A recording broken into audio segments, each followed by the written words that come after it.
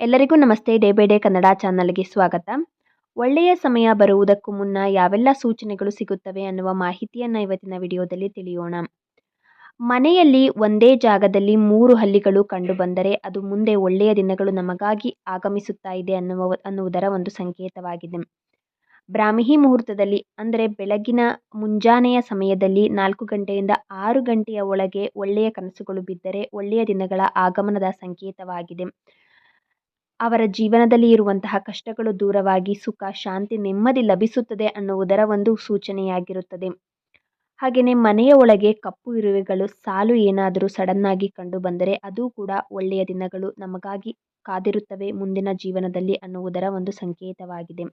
ಹಸುವು ನಿಮ್ಮ ಮನೆಯ ಮುಂದೆ ಪದೇ ಪದೇ ಬಂದು ಕೂಗುತ್ತಾ ಇದ್ದರೆ, ಅಂದರೆ ಏನಾದರೂ ತಿನ್ನಲಿಕ್ಕೆ ಕೇಳುತ್ತಾ ಇದ್ದರೆ ಅದು ಕೂಡ ಒಂದು ಶುಭದ ಸಂಕೇತವಾಗಿದೆ. ಹಾಗೆಯೇ ಆ ರೀತಿಯಾಗಿ ಮನೆಯ ಮುಂದೆ ಹಸುವು ಬಂದಾಗ ಅದನ್ನು ಹಾಗೆ ಕಳಿಸಬೇಡಿ. ಅದಕ್ಕೆ ಏನಾದರೂ ತಿನ್ನಲು ಏನಾದರೂ ಕೊಟ್ಟು ಕಳಿಸಿ. ಹಸುವು ಮನೆಯ ಮುಂದೆ ಬಂದು ಕೂಗುವುದು, ಸಗಣಿಯನ್ನು ಹಾಕುವುದು ಕೂಡ ಶುಭದ ಸಂಕೇತವಾಗಿದೆ. ಕೋತಿಯು ಮನೆಯ ಒಳಗಡೆ ಬಂದು ತನಗೆ ಬೇಕಾದ ವಸ್ತುವನ್ನು ತೆಗೆದುಕೊಂಡು ಹೋದರೆ, ಅಂದರೆ ತಿನ್ನಲಿಕ್ಕೆ ಏನಾದರೂ ಮನೆಯಿಂದ ಅದಾಗದೇ ಬಂದು ತೆಗೆದುಕೊಂಡು ಹೋದರೆ ಅದು ಕೂಡ ಮುಂದಿನ ಒಂದು ದಿನಗಳಲ್ಲಿ ಒಳ್ಳೆಯದಾಗುತ್ತದೆ ಅನ್ನುವುದರ ಸೂಚನೆಯಾಗಿರುತ್ತದೆ. ಬೆಳಗ್ಗೆ ಎದ್ದ ತಕ್ಷಣ ನೀವು ಮನೆಯ ಹೊರಭಾಗಕ್ಕೆ ಬಂದಾಗ ಮನೆಯ ಹೊರಭಾಗದಲ್ಲಿ ಯಾರಾದರೂ ಕಸ ಗುಡಿಸುವ ಒಂದು ಸನ್ನಿವೇಶವನ್ನು ನೋಡಿದರೆ ಅದು ಕೂಡ ಮುಂದಿನ ಜೀವನದಲ್ಲಿ ಒಳ್ಳೆಯದಾಗುತ್ತದೆ ಅನ್ನುವುದರ ಒಂದು ಸಂಕೇತವಾಗಿದೆ.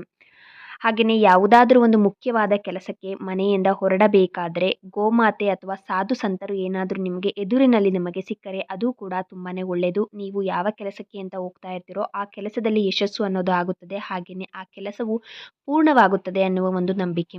ಬೆಳಗಿನ ಸಮಯದಲ್ಲಿ ನೀವು ಗೂಬೆಯನ್ನು ನೋಡಿದರೆ ಅದು ಧನಾಗಮನವಾಗುತ್ತದೆ. ನಮ್ಮ ಜೀವನದಲ್ಲಿ ಹಣದ ಸಮಸ್ಯೆಗಳೆಲ್ಲವೂ ಕಳೆದು ಸಿರಿ ಸಂಪತ್ತು ಅನ್ನೋದು ವೃದ್ಧಿಯಾಗುತ್ತದೆ ಅನ್ನುವ ಒಂದು ನಂಬಿಕೆ. ಗೂಬೆಗಳು ಸಾಮಾನ್ಯವಾಗಿ ರಾತ್ರಿಯ ಸಮಯದಲ್ಲಿ ಮಾತ್ರ ಕಾಣುವಂಥದ್ದು. ಬೆಳಗಿನ ಸಮಯದಲ್ಲಿ ಅವು ಕಾಣಿಸೋದಿಲ್ಲ. ಅಕಸ್ಮಾತ್ ಏನಾದರೂ ಬೆಳಗಿನ ಸಮಯದಲ್ಲಿ ನಿಮಗೆ ಏನಾದರೂ ಗೂಬೆ ನಿಮ್ಮ ಕಣ್ಣಿಗೆ ಕಾಣಿಸಿತು ಎಂದೆಂದರೆ ಖಂಡಿತವಾಗಿಯೂ ಕೂಡ ಒಳ್ಳೆಯ ದಿನಗಳ ಆಗಮನದ ಸಂಕೇತವಾಗಿದೆ.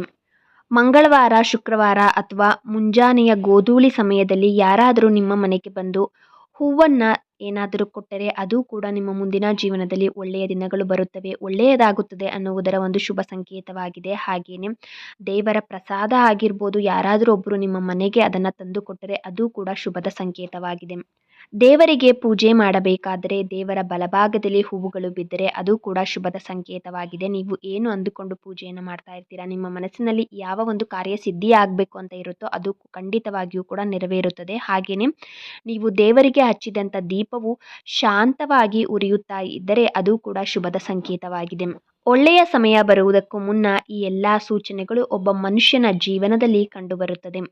ಈ ನನ್ನ ವಿಡಿಯೋ ನಿಮಗೇನಾದರೂ ಇಷ್ಟ ಆಗಿದೆ ಅಂತ ಅನಿಸಿದ್ರೆ please like, comment and subscribe ಮಾಡಿಕೊಳ್ಳಿ. ಧನ್ಯವಾದಗಳು.